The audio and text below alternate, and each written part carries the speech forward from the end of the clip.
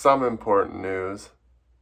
Nothing too crucial. I know some people will be disappointed, but we're going to change up the month of July and just see how it sails here. I'm just going to change putting the replays in at Wednesday, and I'm going to cut off Saturdays, and we'll have new videos will be Monday and Friday. I'm pretty much I'm running thin, so I have to make a change so I can keep going somewhat. I'm going to try to even fill in Wednesdays with maybe not just replays. I did this thing called Kijiji Replay. Well, not Kijiji Replays. I went through a bunch of Kijiji trucks. I'm going to talk about them a little bit. It's not the greatest video, but it was my first try, so it's a little bumpy, but see what you guys think. And I would like to do more of it because I don't have to go out and record content to make a video. It'd be nice to have something that I can fall back on. I don't know what, but it's nice to try to do something where you don't have to go out to get the content. It's not that I haven't been working, it's just a lot of the content that I would have been capturing was kind of not that great. So I didn't take video because it was tank farms or this waterworks stuff. Like, we've been doing lots of this waterworks stuff, and it's boring. Let me just face it. Like, I tried my best to make it as interesting and fill it with other content in between than other than just the water stuff. And I'm just gonna change gears for a bit. I'm upshifting. Or no, I'm downshifting. I missed a gear. Try something else. And give myself a little more slack. Rather, I'm going to have to start doing shorter videos. Not as long, because I'm just finding myself spending a lot of time in front of the computer for 4 videos a week. Even though I know the replays, it's not that much work, but I got to go in and adjust the audio because the audio is horrible and some of the color is horrible. So I still spend time on them. And then like all the Monday, Wednesday, and Friday, those videos you're anywhere from 6 to 8 hours a week each. So yeah, I just feel like I'm getting a little worn out from it. So let's try a little bit of something different. And I like making them, so it's not going to stop. And we'll see how it turns out in the end. For some of my replays, I've been messing around, not so much that I'm doing this on purpose. It was just after the point where I got in trouble for videoing on a location and said, "My shitty Alberta job." And someone had a little bit of a freak out. And it was already too late, and it ended up sharing it on Facebook all over the place. And the manager was like, "Better take that down right now." I was like, "I'll keep it between you and me, and I won't have to tell the owner." And I'm like, "Okay, I'll take it down." And I took it down. And then Vita called back a couple hours later. He's like, "It's still up. There's still people talking." It's like, this is a learning curve. If you share something on social media, but you delete the video from its source, it's still out there, just so you know. So got to the point where I wasn't allowed to make videos, but of course, like always, I'm pushing the envelope. I'm like, I'm making videos no matter. I'll decide. Be like, "You're almost fired." So I polarize out locations. Sometimes I make comic book. I try to make it look like you can't tell where I am is my best solution. But in the end, I ended up asking the Q&A guy where we get the shacks. I was like, "Do you mind?" He's like, "No, I don't care." And then it was on again, but only in certain aspects if we work for Q&A. So here's a video on Prudhoe Bay. There's a little bit of I got a storyline to go in by, like kind of the Beaufort Sea, Prudhoe Bay, the start, the end, the middle, everything in between. So I threw in a small video here in the beginning, so you kind of know how it started. And then there's some middle stuff, and then I had a bunch of these pictures that I've had since I was probably 7 or 8 years old about the offshore drilling rigs on the ice, the tugboats, the barges, yada yada, all that stuff. So I just made a video, kind of how it all goes down. Since the first discovery of oil in 1968, Atlantic Richfield Company's operating area at Prudhoe Bay has been the scene of an ongoing adventure. Oilmen and their rigs are part of a massive operation designed to tap some 10 billion barrels of oil locked in a natural reservoir beneath the Arctic tundra. To meet the pipeline completion date, summer 1977, thousands of tons of equipment must be hauled here over long distances. Here in Seattle-Tacoma, a major industrial complex was being constructed for transport to Prudhoe Bay. Built in interlocking sections called modules, each unit will be self-contained, a fully equipped flow station, or gas injection plant, or fuel processing system. Hauling the giant modules onto the barges becomes a delicate operation. Every factor of weight and balance minutely calculated to prevent mishaps. From the dock, they are moved onto ocean-going barges the size of a football field. Timing is critical. The barges must reach a point southwest of Barrow no later than the end of July. Only then does the Arctic ice pack move offshore sufficiently to allow normal passage of sea traffic to the North Slope.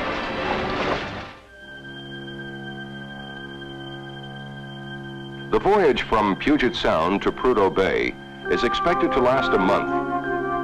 An unpredictable journey along 4,000 miles of open sea, whipped by high winds, sudden swells and crippling fog. Under a shroud of heavy mist, the convoy navigates through the Bering Straits, the first major obstacle in a journey that so far has been uneventful, even calm. Moving north and further east towards Point Barrow, the barges and their tugs encounter an impenetrable fortress of ice. The harsh predictions have become reality. Meanwhile, at Prudhoe Bay, Atlantic Richfield's preparations continue around the clock. Or simply moving gravel for highways, the men of Prudhoe Bay are heirs to a tradition of Arctic exploration begun in the last century by Perry and Frobisher. Searching for oil may seem less romantic than racing to the pole by dog sled, but the potential for mankind is no less impressive. Suddenly, in late August, the unanticipated fury of an Arctic storm lashes out at the barges trapped off Wainwright. One of them, crushed by the force of the ice pack, sinks. In a determined rescue operation, the barge and its precious cargo is saved.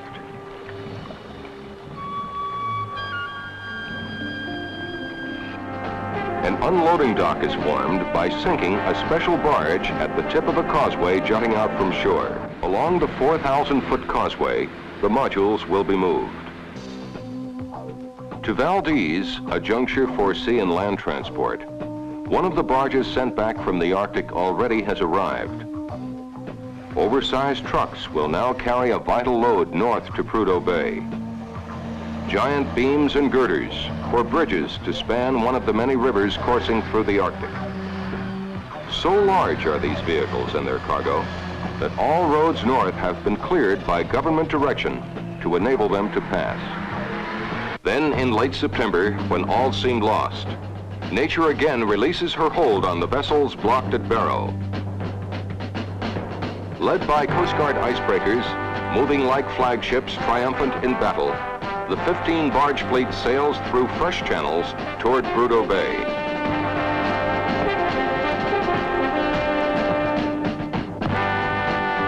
As tugboat bows and whirling propellers help clear the surface ice. Maneuvered into favorable unloading positions by the skillful tugboat skippers and their crews, the barges must be offloaded soon after arrival, a race against the impending threat of winter. Soon after the successful breakthrough, nature reasserts her power over man. storm rages, the barges yet to be unloaded become entombed in clutching ice. But on the land, man retains control.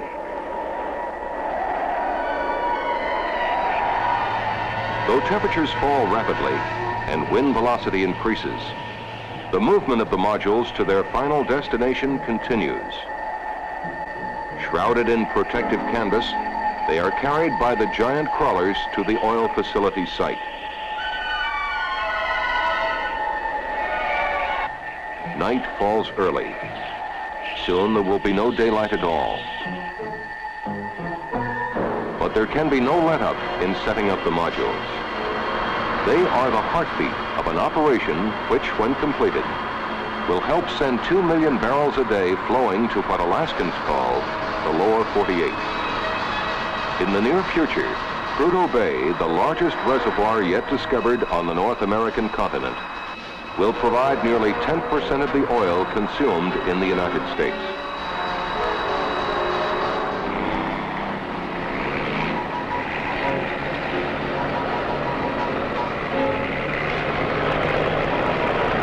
Pioneers than their forebears, the truckers of the far north must challenge one of the world's most hostile environments. Leaving Fairbanks, the trucks begin their journey north. Through an inhospitable land, they travel the last leg of a journey roughly equal to 2/3 the width of the United States. They cross mountain passes that rise to 8,000 feet on wind-battered highways that, with scant warning, can be whipped by winter storms.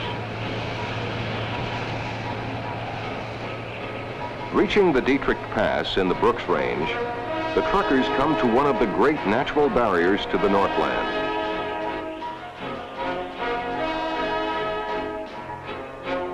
Once over the mountains, they will enter the sprawling, endless monotony of the Arctic plain. Across this barren land, a life-supporting pipeline is being constructed. When completed, the Trans-Alaskan Oil Line will stretch 800 miles from Prudhoe Bay to Valdez, supplying energy necessary for America. Far above the Arctic Circle, Prudhoe Bay now lies enveloped in around-the-clock darkness.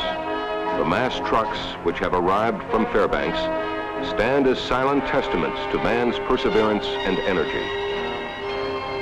All the equipment transferred from the barges, 3,500 truckloads, will make it through to ensure a bustling on-schedule winter at Prudhoe Bay. As long as weather permits, the flow of huge cargo trucks goes on uninterruptedly.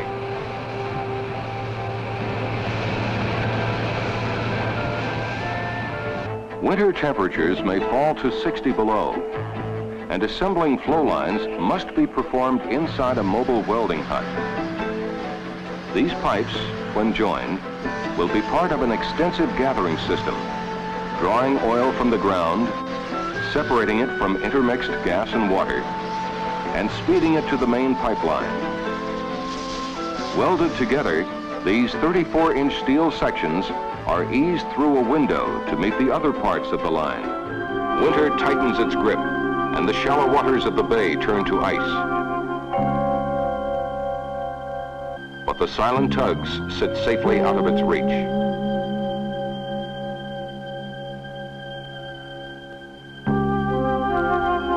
Though modules and equipment are heavily insulated to withstand gusts up to 100 miles per hour and temperatures unimaginably cold, officials are taking no chances.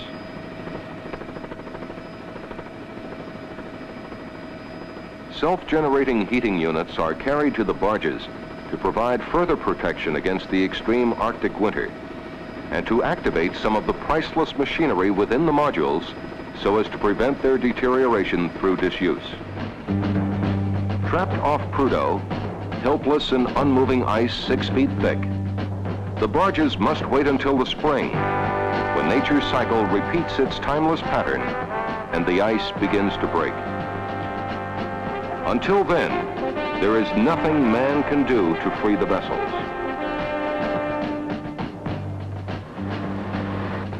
But the modules they carry must and will be moved ashore. Powerful cutting machines are put into operation to clear a path through the ice for a gravel causeway, which will extend nearly a mile out to sea. Constructing the causeway required special permission from the state of Alaska and the U.S. Corps of Engineers.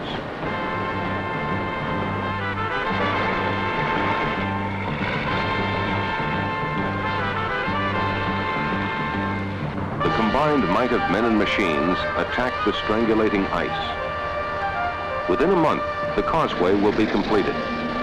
Assurance that a crucial project will now be maintained on schedule.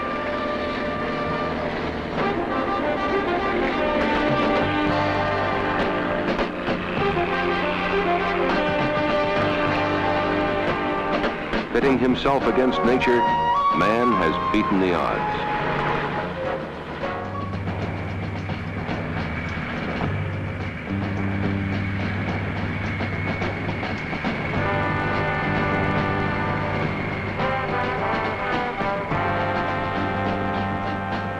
In the eerie darkness of winter, the causeway moves steadily closer to the silent, towering monoliths. Soon the modules will be hauled onto shore, set into the Arctic landscape. Permanent monuments to man's ingenuity and spirit.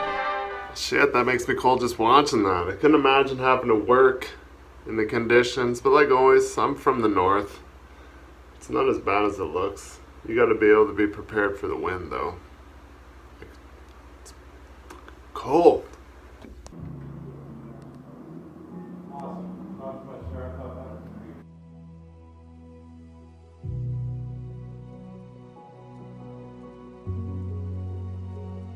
So you can see here the Alaskan pipeline is built above ground, and it's built to design so it can move. There's permafrost 6 feet under the ground. The frost stays there all year long, so they had to build a special pipeline to adapt to the constantly moving terrain. And that was kind of the biggest thing, was we don't want any blowing up pipelines and leaking oil all over God's country. The biggest problem was that the natives were really concerned about the migration of the caribou. They like to jump back and forth. You know, when it gets cold, just like the rest of us, they'll go to warmer climates, yada yada, back and forth. So they're really concerned about building this pipeline all the way across for 800 miles that the caribou weren't going to be able to cross and go across it. I remember we talked about it quite extensively, and it was a big ordeal. We talked about it in socials class and all sorts of stuff. We had meetings at schools, yada yada yada yada.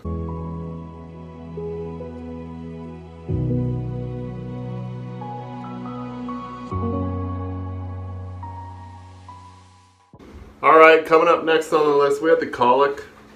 This was a round drill barge. Colic was an ice-strengthened drill barge that was used for ice exploration in the Arctic. Gulf of Canada had purchased it first off the hop when it was fresh and brand new. Engineered in Japan, 1983. Operated in Canadian Arctic until 1993, when she was mothballed for over a decade, just sitting idle. In 2005, she was purchased by the Royal Dutch Shell for drilling operations off the North Slope in Alaska. Operating in Alaska until 2012, when she was being towed back to her Seattle resting grounds to skip on paying taxes, supposedly. The barge and the tug endured some heavy winter storms and so much heavy wind that the tug was fighting full throttle to keep the drilling barge off the rocks, and eventually the tow line snapped. They reattached and tried to hold it till it didn't break off, and then eventually just gave up, and it ended up on the rocks after engine failure. So it was on the rocks, and then it wasn't until after that they pulled it from the rocks and took it to a scrapyard basically in 2014. They were going to repair it, but it was going to cost too much.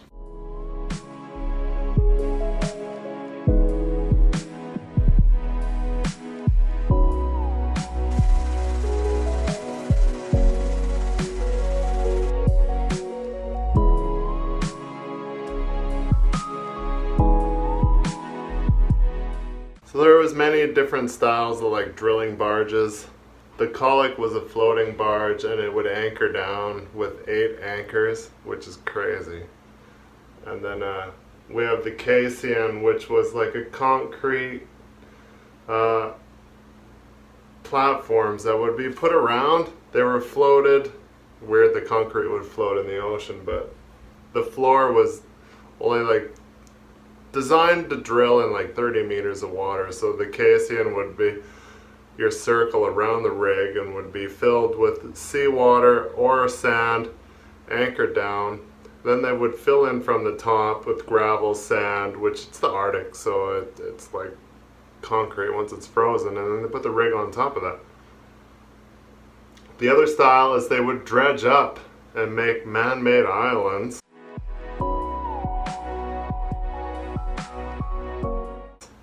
And then bring all the rigging stuff by float, barge, whatever, and just put everything on top, as you can see. And the craziest part about it is that the ice would come along all the time. The Arctic ice float would come by the rig and it would just pile up and pile up. This was the biggest thing to overcome because this ice would just come full force. So they only had a small window of like 125 days a year if you didn't want to deal with the ice.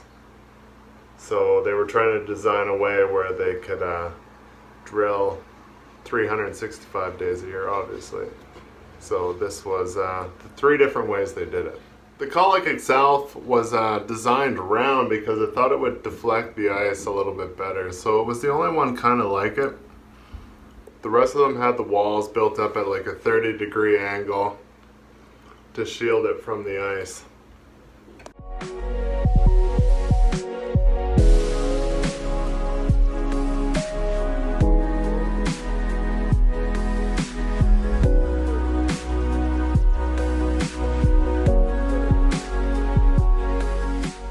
Another weird fact that I found out that the Cassian, even though it was designed and built by an oil company in the beginning, and it ended up being in the possession of Arctic Transport, which is the orange and white, which is the company my dad worked for in the 80s in Edmonton, which is really weird. So there's more to this story, and as I dig, I find. The one more style that they had is they would bring in water pumps and they would pump water up and they would layer, and layer, just like we build ice roads. And they would bring the whole rig out onto the ice after building like this ice road of thick ice, load by load, out into the Arctic, onto this ice platform that they had spray built over a couple of weeks, a month. A drilling platform, and then just put the rig right on top of the ice.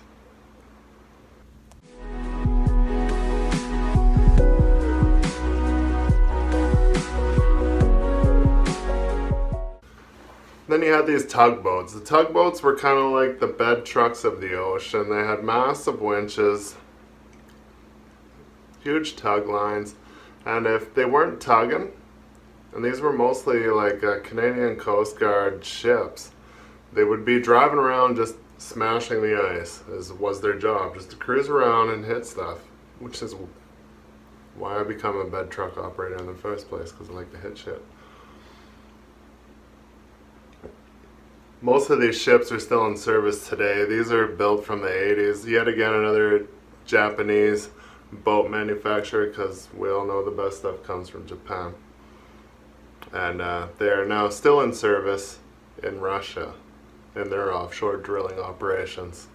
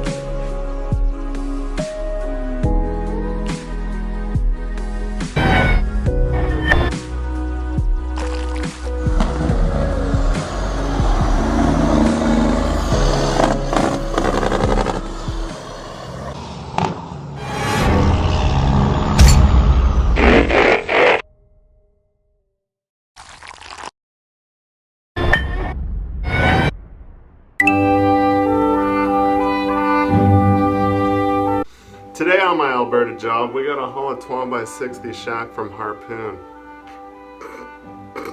Just kidding. It's not Harpoon, but it's also a top secret and I can't tell you.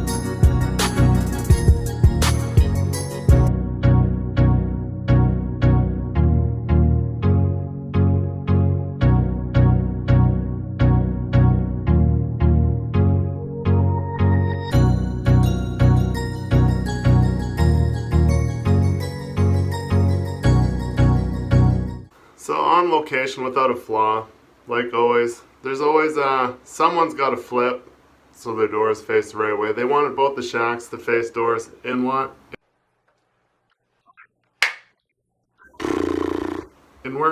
so no big deal. I'm like, I'll flip my shack and we get it done lickety split. So the first guy spot his shack on the outside while I flip mine so the doors face on the inside. We put them 15 feet apart. We were in and out, we're done, we're gone. That's good.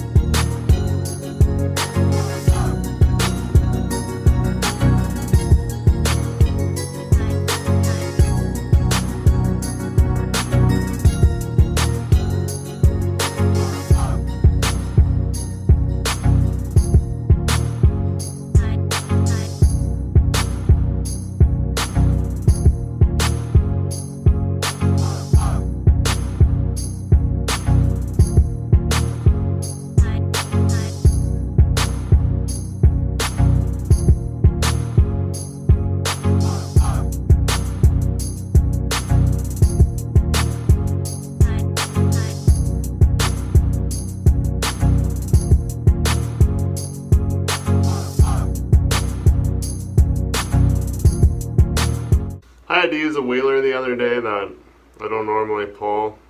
So, out of the kindness of my heart, since I used it and I took it all apart, I'm going to put it back together in about 5 minutes.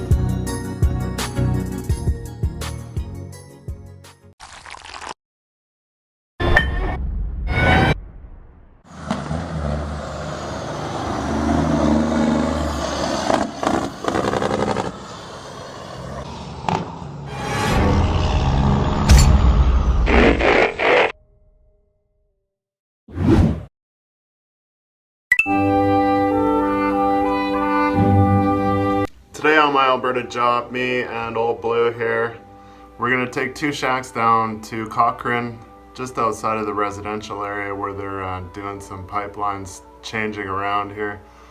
So we're going to weasel our way into the residential area there with 65-foot shacks. That'll be all today. Spoiler alert, everything goes perfect and it's raining. Hello, 1-800-NO-STARS. All lines are busy. Please hold. Hallelujah.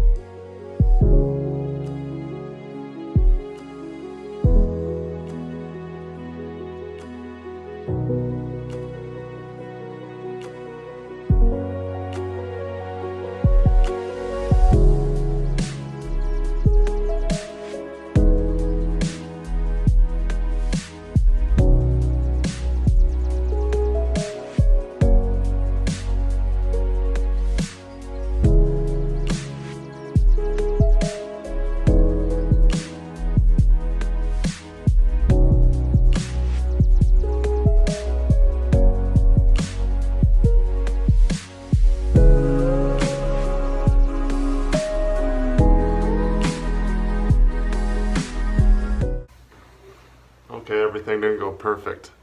I forgot to press the button on the camera, but you'll get to see one of us unload. It's just another shack coming off a Blue trailer.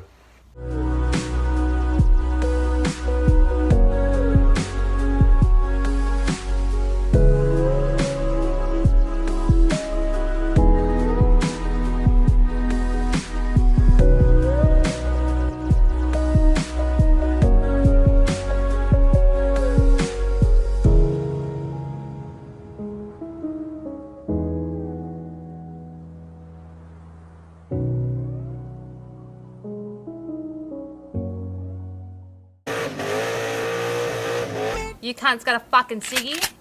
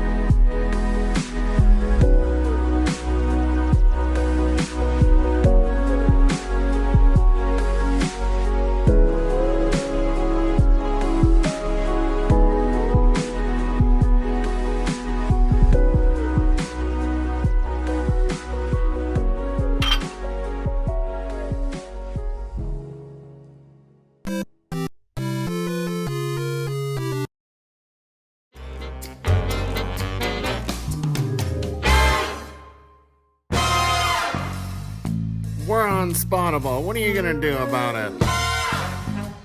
Oh, I'm totally spotted on this trailer. Holy shit, that's black.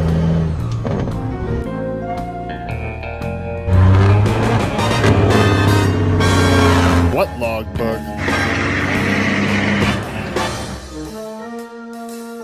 I gotta go spot something. Oh fuck, I broke it. Holy shit, that's heavy, but I got this. I hope Blaine didn't see that.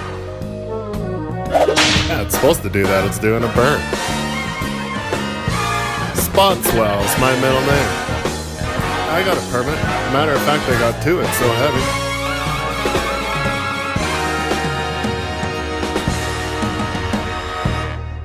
Do you have something that needs spotted?